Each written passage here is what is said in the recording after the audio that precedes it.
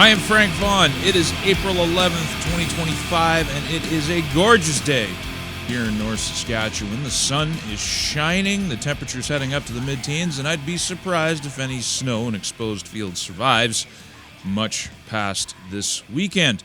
Yesterday's video saw me leave in some bad edits so you could see the magic behind the curtain. It wasn't glitching. It's that I don't write lines. I don't script these. These all come out of my head. I have an idea of what I want to say, but I don't plan for how I say it. So sometimes I have to restart a couple times before I get the take I'm looking for. So I hope you enjoyed that while it lasted, and it's still available on Twitter if you want to see it. I blame yesterday's oversight on the fact that I didn't get much sleep. And yes, for everybody who's asked, we got more sleep last night, and the kid is feeling much better. It was just a cold that led to an entertaining night. I want to begin by talking about the importance of not counting on AI to be accurate. I don't care which one you're using, ChatGPT, Grok, whatever you want. They are a tool. They are not a replacement for your own research. You can use them to refine your arguments. You can use them like you use Google. But then you have to verify what you find. And one of the reasons I say this has happened recently. I've been in a long-term, 2-week now, insurance negotiation with my insurance company, trying to figure out how to save money on my insurance without leaving me exposed to things like forest fires.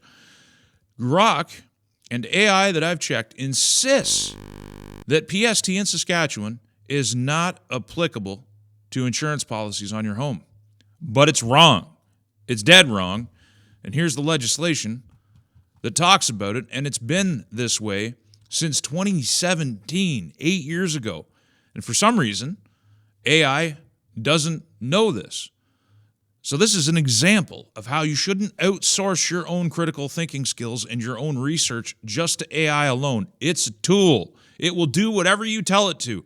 That's what it's designed for. Speaking of design, we have the manufactured war leader of Ukraine. Chinese fighters in Russia's ranks reflect systemic recruitment, Zelensky says. That's the headline from his approved press outlet, the Kiev Independent. All other journalism has been banned. Only government-approved journalism exists in Ukraine, so government-approved propaganda in a place where elections have been suspended.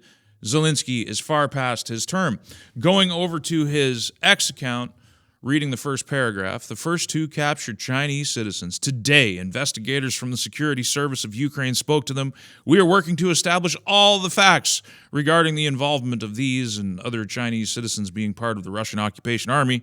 Ukrainian intelligence is also working on this matter. They're probably beating these guys behind closed doors, trying to get them to say useful tidbits that they can then put on paper and shove them in front of a camera. Anytime the Ukrainians talk about honesty, anytime the Ukrainian government talks about honesty, you know they're lying through their teeth. But the important point that we need to understand here is, at peak, there was at least 20,000 people volunteering in the Ukrainian army from 50 different Western-aligned countries, including 200 from Belarus, which is a Russian ally. So Ukraine is fine to recruit from anywhere they want. We have, I know a guy here in Saskatchewan. He volunteered in the Ukrainian army. He's dead now. Another son doesn't come home because of this useless war. The assassin, the would-be assassin of Donald Trump, Ryan Wesley Ruth, and by the way, we've just kind of forgot all about the background of this guy.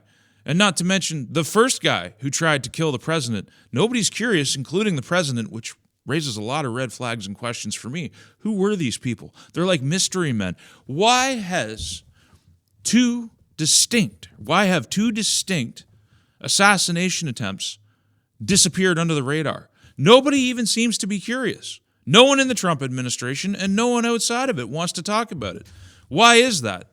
Perhaps that's a question for another day. But Ryan Wesley Ruth tried to buy a rocket launcher from Ukraine with the intended purpose of killing the president. This is after he spent his time recruiting volunteers for the Ukrainian army. The headline is, UK and France key to Kiev's latest attack on Russian energy infrastructure. So the West provides target logistics to the Ukrainian military so that they can strike deep into Russia. The Americans were doing this too. Certain of the rocket systems that have been sold to the Ukrainians cannot be used without U.S. intelligence. Trump rightly ended this practice. The only point I'm trying to make here, this is a proxy war. The story of North Korean troops being involved in the Kursk region, or the story of Chinese nationals being involved fighting with Russian troops, is a non-story. It's only there to sell to partisan hacks. Both sides do this. So this notion, this idea that the war must continue, outrage after German intel chief says Ukraine war should keep going for another 5 years. This has been sitting in my tabs since March 22nd. I've been trying to get to it. They want this war to continue indefinitely. The West is working for warfare. They have torpedoed every peace movement. They oppose Trump's attempts to get the job done on terms that are acceptable, not just to Ukraine, but to Russia as well, who has been winning the war. Why does everybody in power want World War III? It's no good for anybody.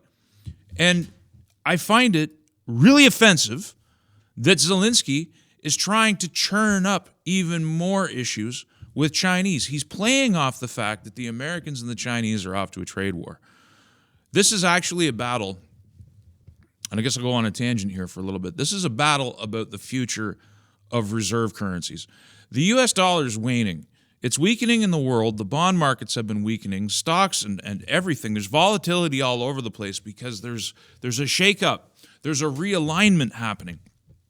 The U.S. dollar might lose its reserve currency status in the next 5 to 10 years. Could happen quicker. Maybe it doesn't happen at all. Part of what Trump is trying to do is to shore up North America and to shore up a different set of relationships to the relationships that have developed since Bretton Woods. The future is uncertain. The rise of BRICS is real. And Zelensky is playing off this to try and get us all killed. That's basically what's happening. The headline is, it's Main Street's turn to restore the American dream. U.S. Treasury Secretary warns Wall Street. U.S. Secretary of the Treasury, Scott Bessent, laid out President Trump's financial policy priorities for the American Bankers Association on Wednesday, saying that Main Street America will now take priority. The quote is, for too long, financial policy has served large financial institutions at the expense of smaller ones. No more. It's Main Street's turn to hire workers. It's Main Street's turn to drive investment. And it's Main Street's turn to restore the American dream. Now, to put this in perspective, I'm going to highlight just one guy, but there's probably 100 decent YouTube channels out there that do this very thing. This is Nick Johnson. And he drives around America filming hollowed out cities, because when he films the good stuff, no one wants to watch it. When I put up a thumbnail where I'm smiling, less people tune in. It's ridiculous how the psychology of people works, or how the algorithm treats it. I don't know which. Nick Johnson's figured out, and he says this in his videos, that people want the bad news. So he drives around state to state to state, touring all of these hollowed out towns. Those towns have been destroyed. American industry has been gutted for the benefit of globalists, for the benefit of the big financial institutions that are represented in things like Brookfield and Mark Carney. They are the winners, and the people have been the losers. The Trump administration, reading the tea leaves, understanding that the U.S. dollar's dominance may be coming to an end. They have to shake the world up. They have to confront their principal geopolitical adversary, which is China and no one else, and China's satellites. That's why Canada's in the crosshairs. We are a bridgehead in North America for China. The Americans know this.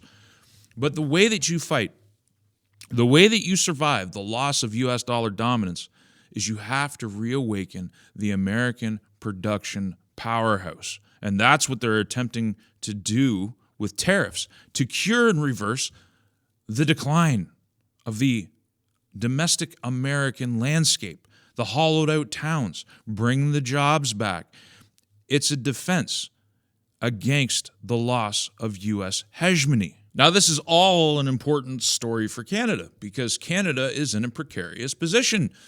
We rely on the United States for our prosperity, period. There's no compromise with that statement. When Mark Carney says the era of a good relationship with the United States is over and feeds into Canadians' irrational fear of Donald Trump and hatred of him to win cheap political points, he knows that after the election, he's going to fold like a house of cards, and they're going to get whatever they want. And the worse we treat them, the worse of a deal that we're going to get.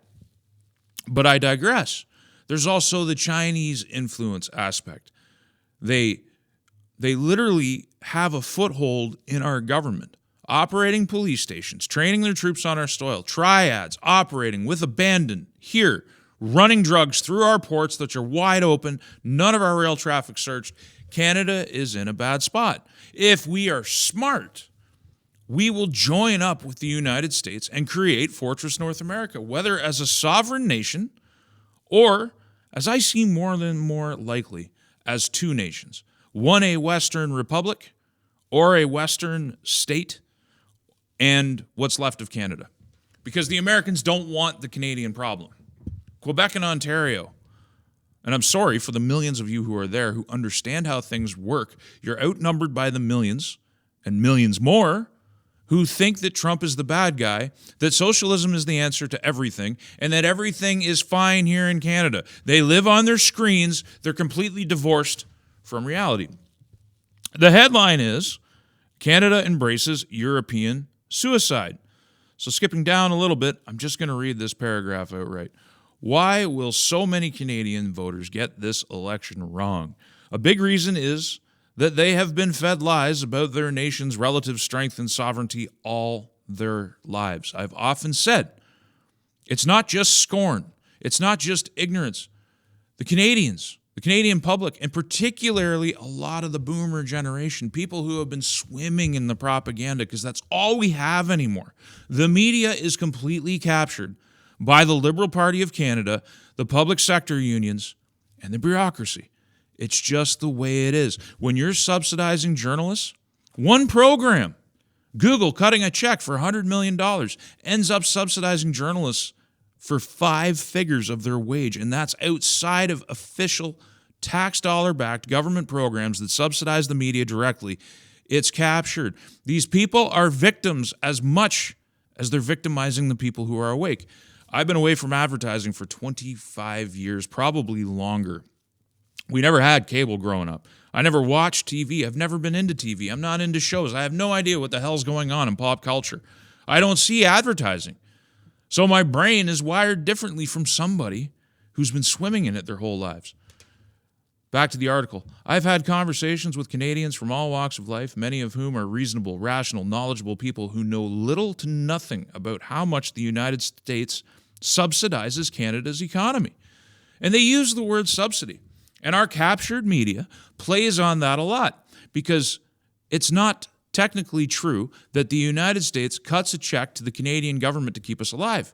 So they can run with that and still pretend to be honest. But the fact is, the tariffs that the Americans agree to pay willingly in our trade agreements, incredible, multi-100% tariffs to keep our businesses in certain areas of our economy alive, all while we live under the shield of their massive military spending. We take them for granted, and the administration, the government that is in office today, not just Justin Trudeau, but the members that have collectively gathered under Mark Carney, have spent years insulting the Americans for all of their generosity and patience.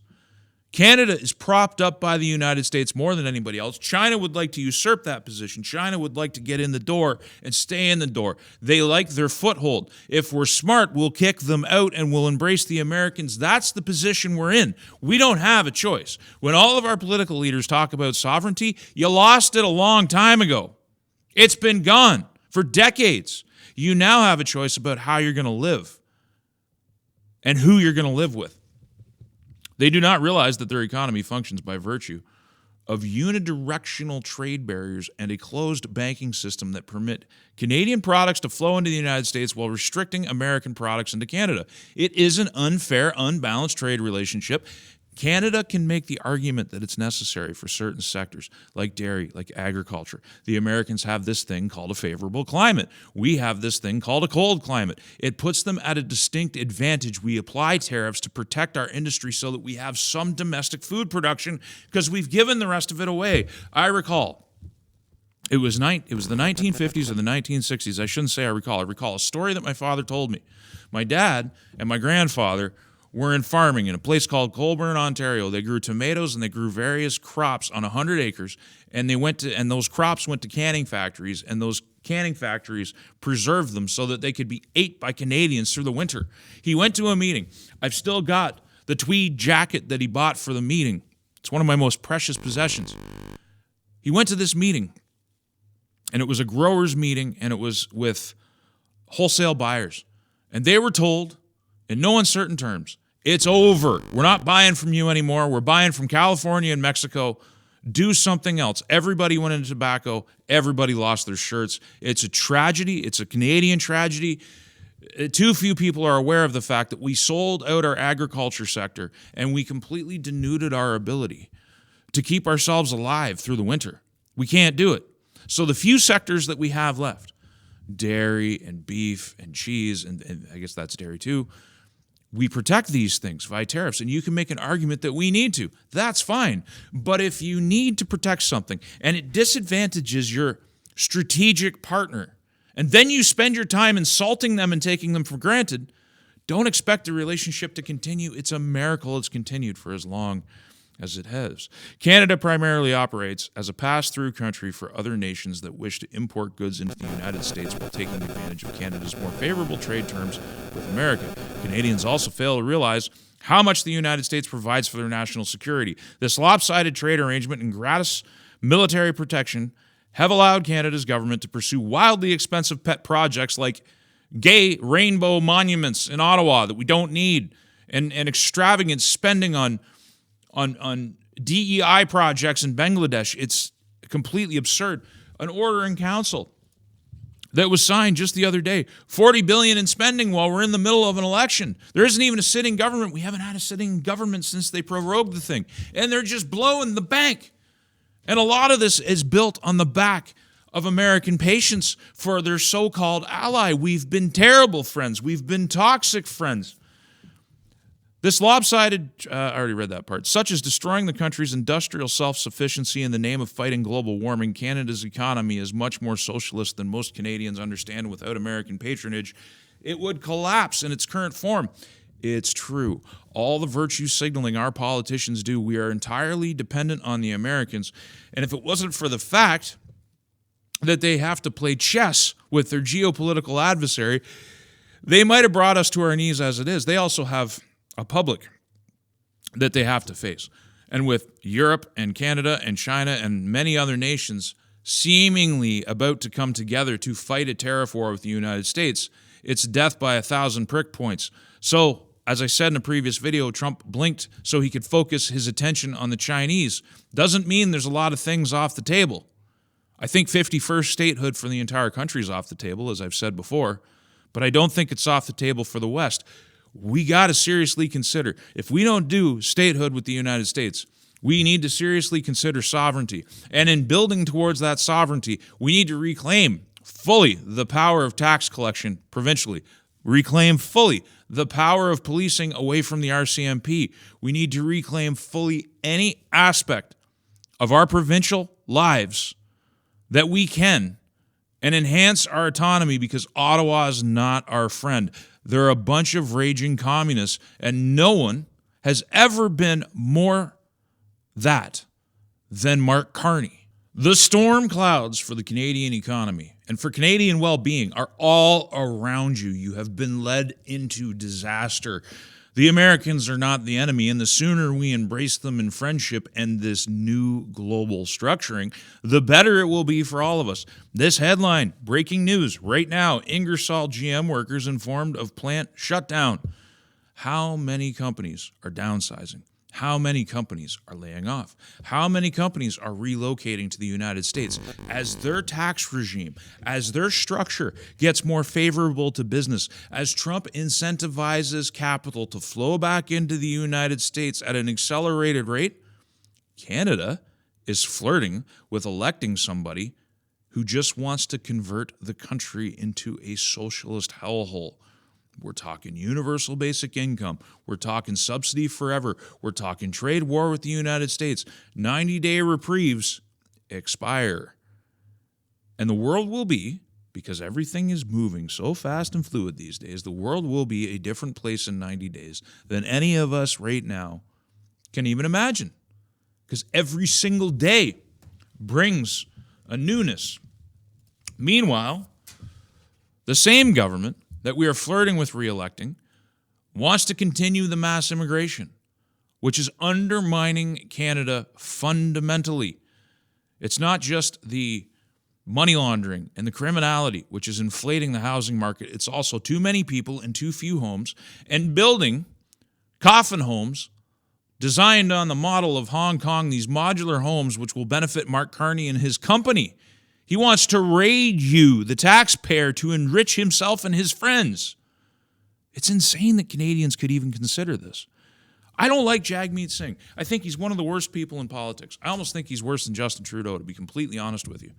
But how can you, as an NDP voter, who virtue signal about the workers, who virtue signal about justice and social justice, how can so many of you have flown from one bad place under Jagmeet Singh? I get that you don't like him. I get that you don't like the disaster he's created. But so much of your support has flowed to the Liberal Party. What are you doing? How can you support this man? He's here to doom you all and stick you in coffin homes, all while mass immigrating the tax base out of existence. And meanwhile, in the United States, this from April 10th, the Darien Gap is now a ghost town. In an article published today on at the New York Post, journalist Emily Crane described the Darien Gap route as a ghost town after just 4 months of the illegal migration crackdown from the Trump administration. It's amazing. When you enforce the laws and you enforce your borders, people don't want to risk their biscuit to make a run. They stop. And then you can focus on getting the people out that have already came in. And all of a sudden, crime rates drop, migration drops, secure borders. They've deployed the army in ways on the border to secure the border in ways they haven't before. Trump is moving fast because, as much as this video is now guaranteed to be over 20 minutes, the clock is ticking down.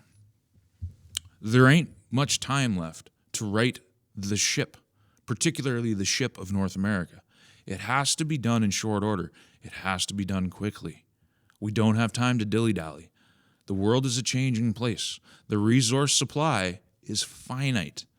And capturing that pie and securing that pie so that we can prosper here, yes, our prosperity will come at the expense of other people in the world. But that's just how it works. The other day, I was looking out my window, and I was watching the herd of deer. Got to be 40 strong. Beautiful sight. You got to just love seeing the deer because you know they're out there. And I never knew this before I became a bushman, or I'm becoming a bushman. I don't want to say I'm actually there yet. I used to be a farmer. Now it's a different craft. Four-legged protein walking around all over the place. You can love them. You can respect them.